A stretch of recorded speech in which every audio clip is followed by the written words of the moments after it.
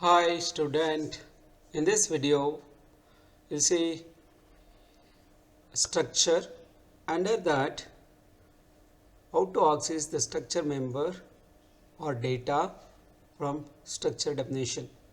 In my previous video, how to declare and what is the syntax of the structure, how to declare the structure variable, and along with the structure definition, after the creation of structure definition, how to declare the structure variable. In this video, we'll see how to access structure member, right? So along with the example. Access structure member is a complex data type. We cannot access any value directly to using a assignment operator. Assignment operator, right? So you must assign data to individual structure member separately. You have to use structure members separately. So you must assign a data to individual structure members separately, not collectively can assign a value. See, support two operator to access structure member, two operators to access structure members using a structure variable. So this is very important. In previous video I told you how to use the structure, how to declare the structure variable. You must access the variable only through the structure variable. So there is two kind of operators. One is dot operators, another one is an arrow operator. So you can able to use these two operator to access the structure members through structure variable. So let us see that how to use these two operator. It is known as member access operator. Member access operator. Dot operator to access the members of simple structure variable. Whenever you have to access a simple structure variable, always use the dot operator. Syntax will be like this. I have declared the structure name, structure variable dot member name. So this will be the syntax. Look at this. Access a CP of student. Student 1 is a structure name, structure variable name. Dot CPI is a member of structure which you can assign this value. Assign a CPI for value you can assign like this. Why you have to assign a value individually? Because is not able to assign a value directly in the inside the structure definition. So we have to assign values like this. Arrow operator, it is also illegal to access structure member from pointer to the structure variable using dot operator. It is illegal. It is a illegal. So we use arrow operator to access structure member from pointer to structure. It is possible. So illegal to access a structure member from pointer to the structure using dot operator, it is illegal. Dot operator is not possible to access the access a structure member from pointer is not possible, but arrow operator you can use that to access the structure member from the pointer to the structure. Syntax will be like this. Pointer to the structure, that arrow operator, and member name. Member name, in this can see that. So we'll see the example like this. Student 1 is a pointer to the student data type. So we have to use that student 1 and arrow operator CPI can assign this, right? So we'll see some program to read and display the student information using a structure. Look at that. As usual, I have to start with this. Now we are comfortable to create the structure of student, right? We have created. So all the three fields have created along with its data type, and we should not assign a value to this, right?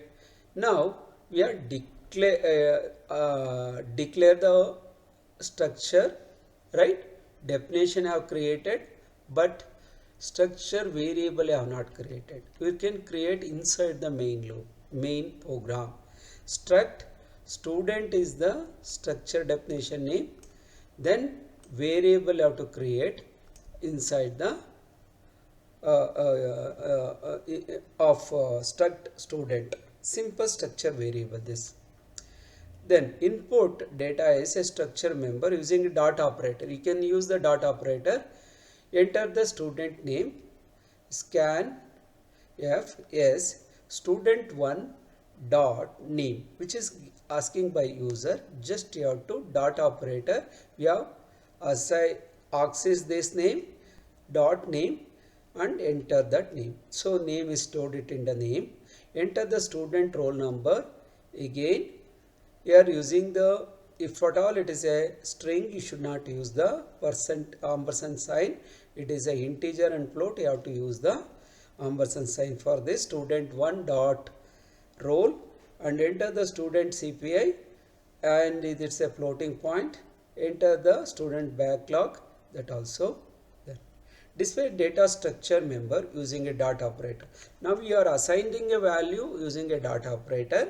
Then also you can be display them using a dot operator. How to display them? Student using a simple structure variable. Look at this. Student name, student1 dot name, and student roll enrollment number. It is student1 dot roll, and student CPI is a CGPI, student1 dot CPI, student backlog, and yes given, right? So look at the output. I have given a student name AA, roll number.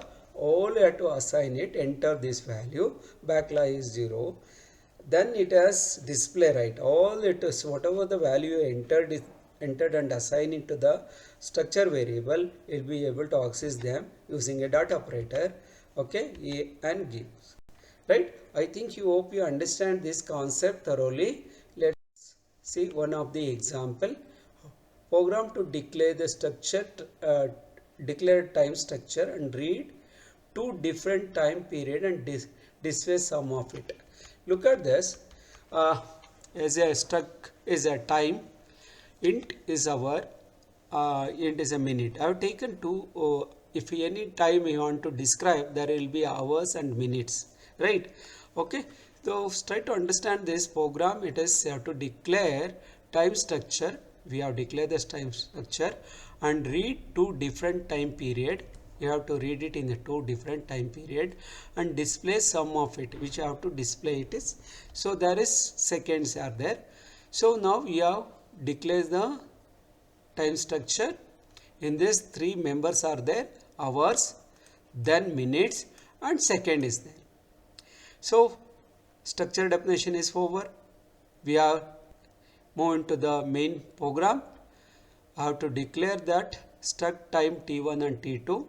Assign a value. Now we have to assign this. Int h and minute s are called this because we have, if you use it, it is a one time. In a two different situation, I am reading it. First time, enter the first item, second hours, and first enter the first time, enter the hours, T1 dot hours, it is T1 dot hours, and enter minute, T1 dot minutes. Okay, enter second and T1 dot seconds. This is all you have to print it. This time the time is all, it is display all together. So hours, minute and second. This will be T1 is in the first period, T2 will be in the second period. So I have to show that.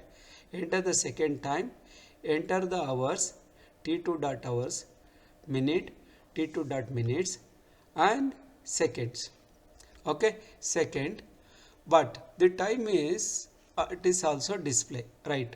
It is display all, it is second period also I have entered, first period also entered. I need to calculate the first period of time 1 and second period of time you entered will be put it in the H.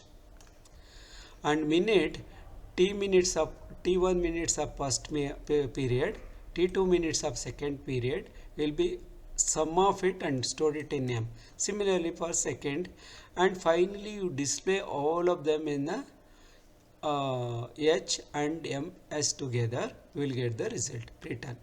So output will be like this. First time I entered 1 hour 20 minutes 20 second. Second time enter the 2 hours 10 minutes 10 seconds. Okay, if I sum up this will get the time is 2 hours 10 minutes.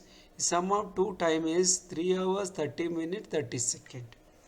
So like that, in a two different way you can access them and enter the values. It is using a dot operator. Array of structure can be defined as a collection of, in next definition of array of structure. Sometimes you have to use the array, right? It can be defined as a collection of multiple structure variable where each variable contains information about different entities, not a similar entity, different entities. How to use them? Array of structure in C are used to store the information about multiple entities of different data types. Look at this. There is a struct, name, syntax and member one and so on, and here it is array of multiple data types, array of structure variables. Look at the program to read and display n student information using array of structure. So like this, yeah, as you just include struct student character. So there is a name, roll number, CPA. I have to inside the main loop will declare. So structure name as declare, right? Structure variable is not declare. Enter how many records you want to store it, right? Look at this and enter the array. It has given array. Look at, enter the percent of record.